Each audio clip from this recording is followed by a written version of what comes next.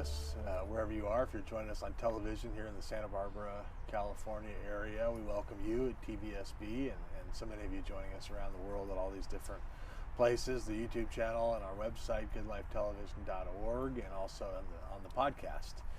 You can search any podcast platform at Good Life Conversations, and you can find us. And those new episodes drop every week, and so we're so grateful that you're with us, and grateful for Bunnin Chevrolet, who presents the program, and our friends there. And it's so fun every week to be able to talk with great people and talk about the good stuff, and even the tough stuff, even the stories where there's redemption, stories where there's overcoming. It's amazing, and so we're trying to dwell on and celebrate these good things, and we're so glad that you're along for the ride with us. I'm really grateful for my guest today. An amazing story. Kimberly Shannon Murphy is with me. Welcome. Thank you. Kimberly is a Hollywood stunt woman. I could say it's the first Hollywood stunt woman we've had on the program. And she's had some amazing experience in that world. Top Gun, Maverick, Once Upon a Time in Hollywood, some of these movies that you've heard of. Kimberly has done those. And then what's amazing about this story is Kimberly's story, which we're going to get into. And she's written a book, and it's called Glimmer. It came out just a few months ago. It's called Glimmer, a story of survival, hope, and healing. And we're going to talk about that as well. But let's start kind of with, you grew up in New York and you ended up coming to California and kind of back and forth. But tell us a little bit about your upbringing. And I know that a lot of it obviously relates to what you've written here in this painful journey you've been on. So let's just kind of get into it in terms of, what happened, and then we'll kind of fast forward in terms of how you've processed it and so forth. But take us back to when you were young. I was raised in Long Island, New York, and my mother was a stay-at-home mom, and my father was a Mason, and he was a Vietnam vet, and my mother's father was a pedophile, rapist, sociopath, and abused my mom her whole life along with all of her siblings. And when I came into the world, they weren't dealing with any of it or talking about any of it, and in turn I was abused by him until he died when I was 11. So my whole childhood. So how does that happen in a family, like with your mom and all the siblings? So no one ever told anyone. I mean, this was just something you didn't talk about? Is that correct?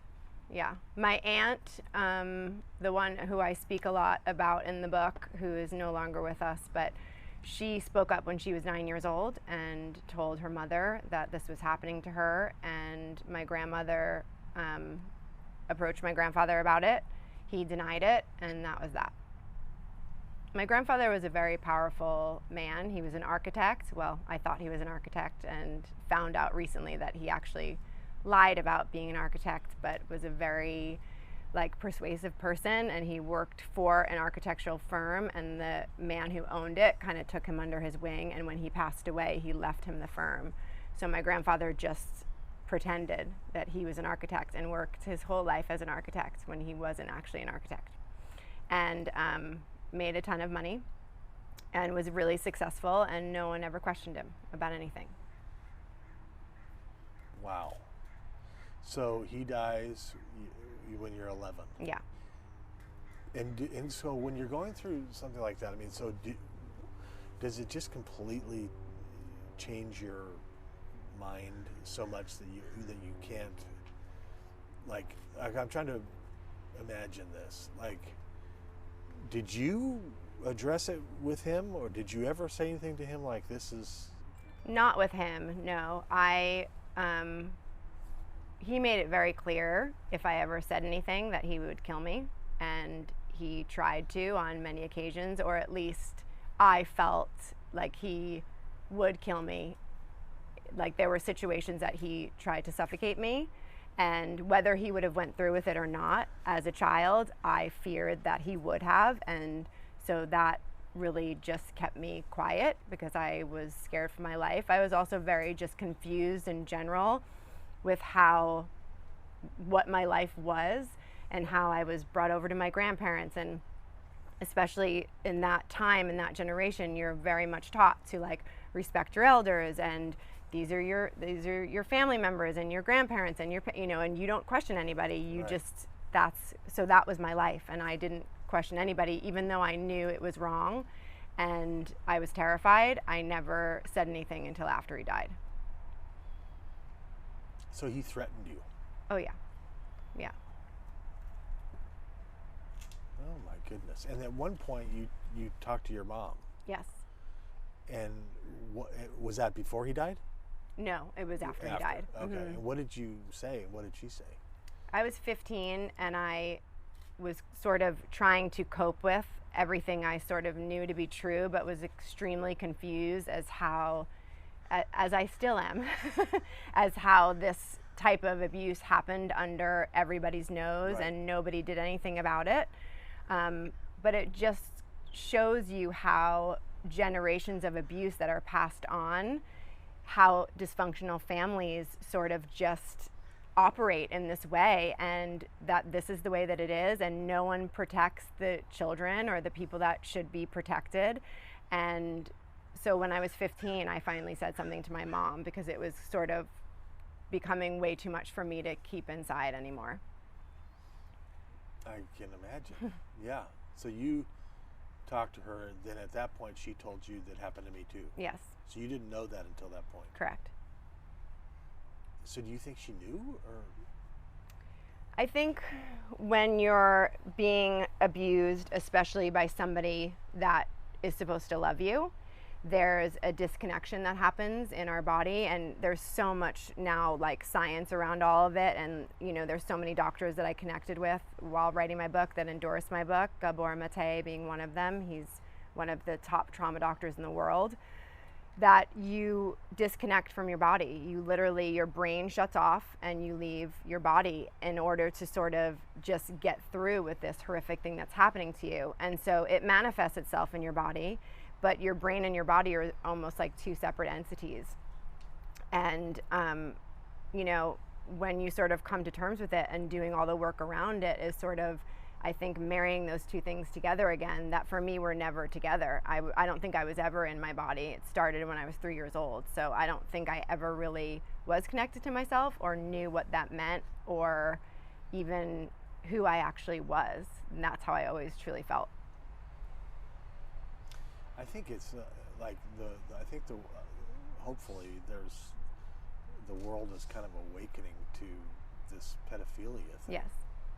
Like that's a very, very dark part of our world that I don't think has been talked about nearly enough. I mean, I think the average person, if you just said this is going on, it almost sounds like no way.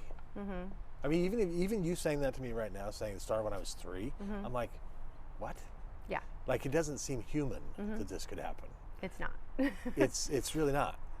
So, but we have to look at it. Yeah. Because it's real. Mm-hmm. I mean, just this movie that came out this year and some of the stuff around trafficking and Mm-hmm. and like I think it's good. I think light is the great disinfectant. Mm-hmm. I mean, and at the same time, incredibly painful. Yeah.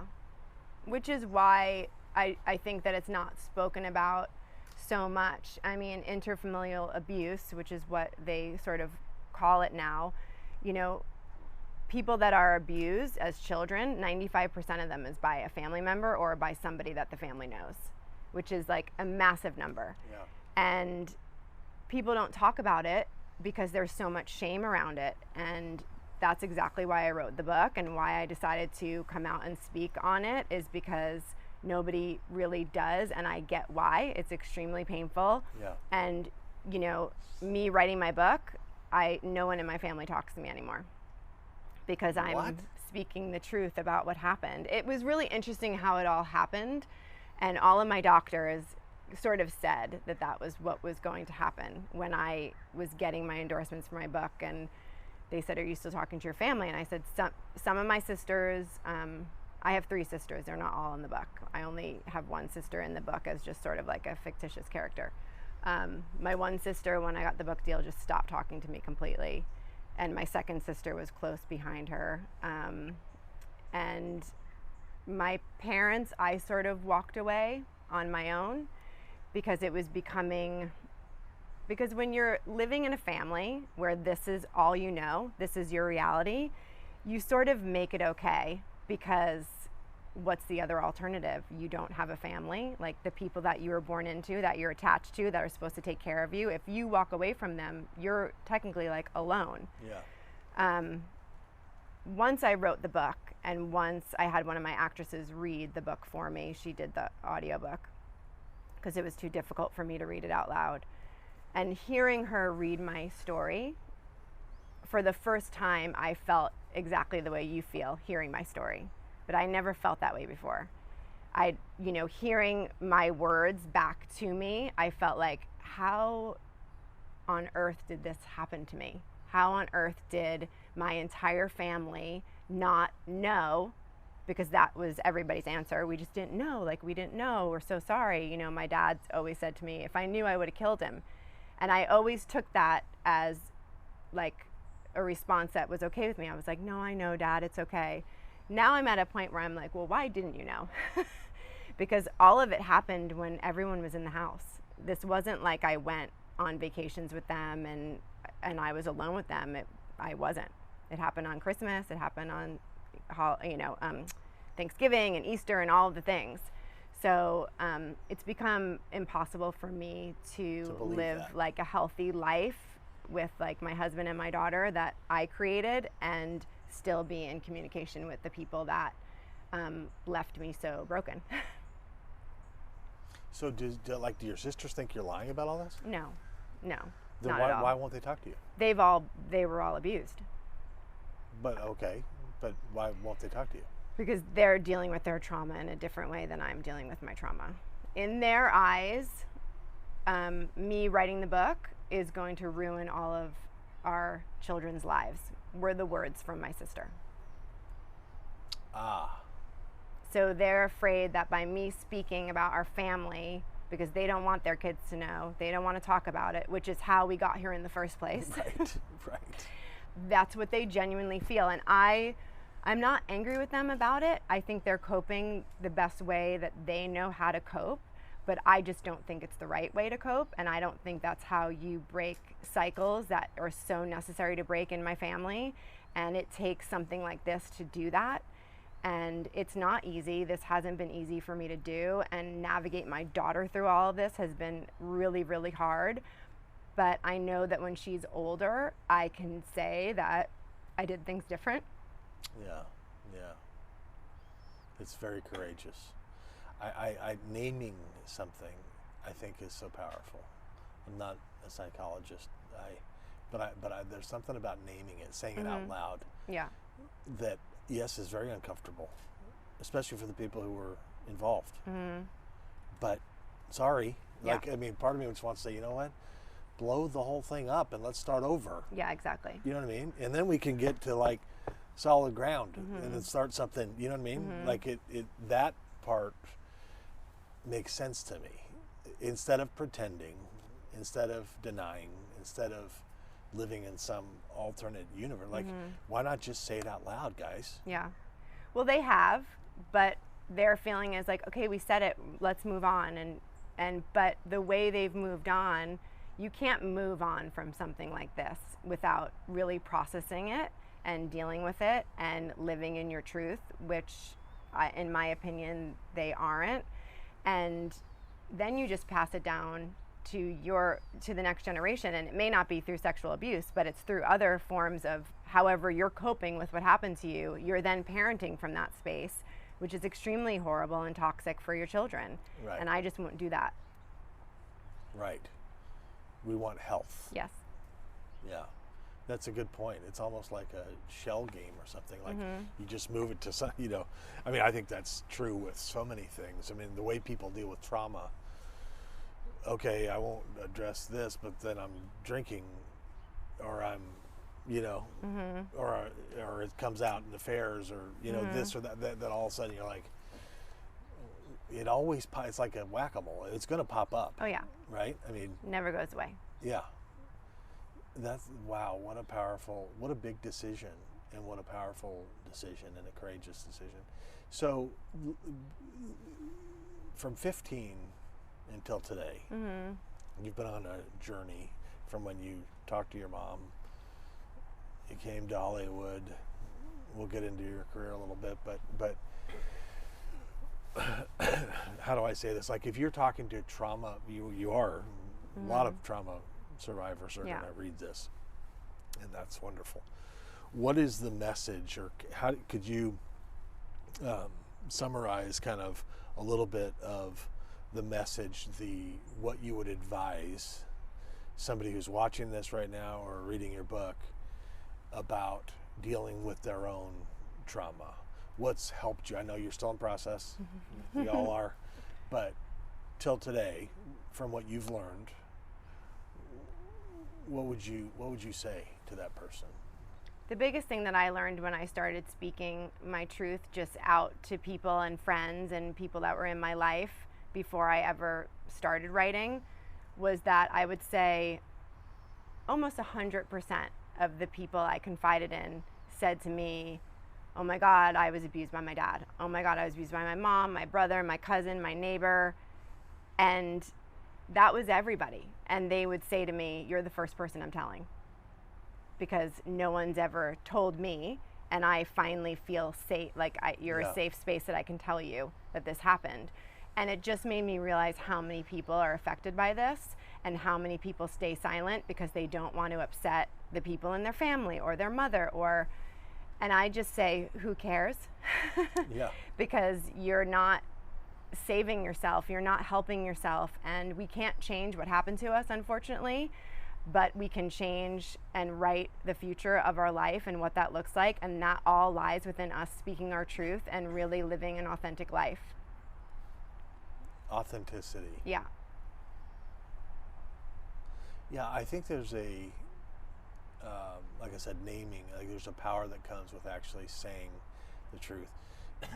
One of the hard parts, I think, can also be not only in a family dynamic, but just in a culture.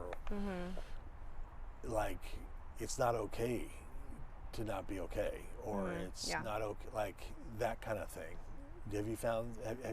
What have you done with that? Well, nobody's okay. Right, turns out. Isn't that the truth? Some people are just better at hiding it than other people. But we all have stuff, and we all have our traumas, big, small, whatever they are. And pushing it down, and Gabor says this all the time, my sister was severely depressed growing up, my older sister. And you know, his take on trauma, I don't know if you're familiar with his work, but his take on trauma and you know, how it manifests in your body into illness and all the things, is when he speaks about depression, he says, you know, what does it mean to like suppress things, push them down, don't talk about them, keep, you know, and that manifests in your body as depression, like ADHD and all the other things. So it makes me wonder how many kids are being diagnosed with certain things that are actually coming from just trauma that they've experienced in their life, and they're just having a normal reaction to an abnormal situation. And I feel like that's more common than people want to look at or realize, and most of the time because the trauma starts in the family and in the household. So for the parents to look at that, they have to look at themselves and what they did or didn't do. Not to be placing blame on anybody, but when we look at our stuff, we then don't pass it to our kids. You know, I mean, I still get triggered and have many feelings and thoughts like as a parent with my daughter, but I can apologize to her, and I can realize when I'm in a dark space and I may be projecting things on her that have nothing to do with her, and I can say that to her, and I can, you know, say, Mommy is having a hard time and Mommy's struggling and I'm sorry and I didn't say the right thing or do the right thing. That was never something that was done for me as a kid. So I think it's just really important that we start changing the narrative around all of that. Right. I remember when we first had young kids, and I was asking kind of a mentor of mine, and I was saying, like, do you apologize to your kids? He's like, oh yeah, get ready to, and that was a good word early on to realize, you know, because also that's authentic. And kids, I think if they're raised in some kind of a museum where like nothing's talked about, there's no apologies, there's no authenticity, it's awful. Yeah. Versus, yeah, I'm a person. Like for your daughter, I just think it's going to work out beautifully. But for your daughter to see my mom, this horrible thing happened to my mom, and she stood up and faced it and told the world and has helped thousands of people. She's a woman of courage. That's worth all the tea in China, you know, like that versus, I mean, I'm not trying to, if the sisters are watching, I mean, I'm not trying to beat you up, but I, you know, like versus like, let's just, oh no, it's going to hurt them. Well, no, this is a powerful thing, especially if you believe in redemption, like I do. You know, I believe in God. I believe in redemption. I believe things can go from ashes to beauty, you know, like, so if you believe that, then let's get it all out and go for it, and let's stand tall, and let's apologize to each other and love each other and be in our truth, real stuff, you know. Authenticity is a big thing, isn't it? I mean, that's something that I think people need to be encouraged to be brave. Maybe that's part of why you wrote the book. That's exactly why I wrote the book. Yeah. Be brave. Yeah. And what a powerful life you can have, I think, at that point. Yes. It doesn't own you anymore. No. The secret stuff kind of owns you, doesn't it?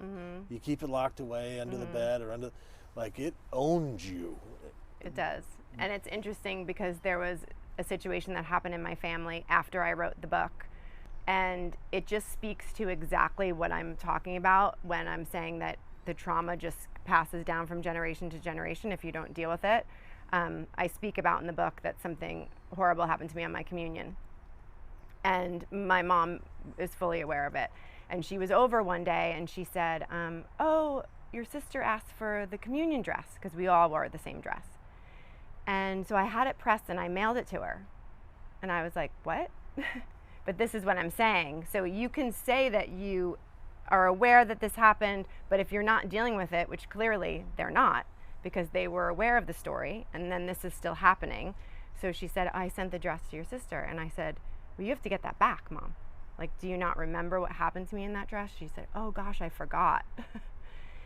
And it was like my world just like crashed down all over again, because, you know, me speaking out about what happened to me then again was not important. Then this is what was playing out in my family. This is how they were dealing with it. So I asked for my mom to get it back for me. I emailed my sister and I said, you know, something horrible happened to me in that dress. I really want it back. I want to burn it. And it took like 6 months. And my mom finally got it back, and she came over to my house, and it was wrapped up in a Starbucks like paper bag. And she just passed it to me and she said, here's your thing. And she left, and then I had my best friend over and my husband, and this is why I believe so much in chosen family, because my best friend knew everything that was going on. She said, I'm going to take Capri, who's my daughter, I'm going to take her to the playground, and you do what you need to do. And my husband got a tank of gasoline, and we went out on the lawn, and he like put gas all over it, and we burned it together. And that's my reality that I created, my truth reality. And they are not, unfortunately, as much as I wish it could be, it's just not what it is. And I will choose to burn my dress every day of the week. Right. Yeah, that makes sense. Yeah, wow. So let's talk a little bit about the work you've done, just because I don't want to lose that. Like, it's an amazing thing you've done, and you've built some relationships in this world that are amazing as well. And I was seeing that the forward to your book and Cameron Diaz and these different, and there's been some encouragement, I think, in this project, in this story. Tell us a little bit about that. She knew about my abuse from, I was very vocal about it always. And when I met her, she was just this amazing person and just like this light that I was just extremely like drawn to. And I told her about my story very early on in our relationship, and you know, now we've been friends for almost 20 years. But she was a huge part of me writing this book, and sort of, you know, introduced me to HarperCollins because she had published a book with them. And so I, you know, sent my proposal to them, and then I asked her to write the foreword for it, which she did. And she was just a huge support to me and has been since the beginning with all of this. How neat. Yeah. You don't hear about that side of Hollywood. Yeah. She's a real one. Yeah, isn't that amazing when you find a real? Yeah. So how do you survive in Hollywood? Kind of like what's the deal? How does that work? You just keep your circle tight. You know, I mean, the stunt community is different than the actors. We're just a different world, and we're all really close. And I've been very blessed with the actresses that I work with that are just, you know, as normal. I mean, Cameron is as normal as they come. It's like, you know, for people that are, you know, enamored by all that. She's just a person. Yeah. Yeah. Yeah. And so you met your husband. You were stunting for somebody, and he was stunting for Tom Cruise or something? Yeah. Tom and I was Cameron. And you were Cameron? Yeah. And that's how you met? Yeah. That's like a story right there. I know. Wow. Yeah. And then you were married not long after that, and then now you have a 8-year-old. Yeah. We met in 2009 on Night and Day, and then got married in 2012 and had her in 2014. She just turned 9. Yeah. Oh, that's so great. Wow. So what is have you got hurt? Sometimes, yeah. The beginning of the book talks about, and that kind of, I speak about an injury that happened in the very beginning of my career that was a pretty sufficient injury, and how I just sort of realized how much I was actually struggling emotionally, and kind of it was bleeding over into my stunt work. But yeah, I was on a descender on a wire, and they're supposed to like catch you 5 feet. I did a jump out a window, and they're supposed to catch you like 5 feet before you hit the ground, the line is, and mine didn't like work. And so I flew to the ground. Thankfully it was only 20 feet and it wasn't 90, because it would have died. Oh my gosh. But yeah. Wow. No, I don't think I've ever really thought about that part of the movie world. Yeah. That you don't know about. Yeah, we're a big part of it. Yeah. And you're going to keep doing this. Me? Well, I mean, I've sort of like segued into coordinating, and my husband's directing now, so I'm not working like I used to. I mean, it's literally been 20 years, so I've had a great career. Yeah. So I'm not doing things like I was, for sure. Do you want to speak about this? What's your vision for this message and this whole thing? I mean, right now I'm just trying to speak about it as much as I can, and yeah, I mean, I've spoken a little bit, like I've spoke with Gabor at a convention once, and I'm just gonna kind of see what happens. But yeah, I mean, eventually that's sort of the goal, and also I'm gonna make it a film. Oh, you are? Mm-hmm. Oh, yeah. Wow. That will be fun. Yeah. Wow, that's amazing. Kimberly Shannon Murphy has been the guest. The book is Glimmer, a story of survival, hope, and healing. I'm looking forward to reading the whole thing. And it's like I said, it's a courageous thing you've done. And, thank you. Thanks for telling the story. Thank you so much. Yeah, great to meet you. Kimberly Shannon Murphy, Glimmer. Folks, check it out. HarperCollins is the publisher, I think, and I encourage you to pick it up. Thanks for joining us. See you next time.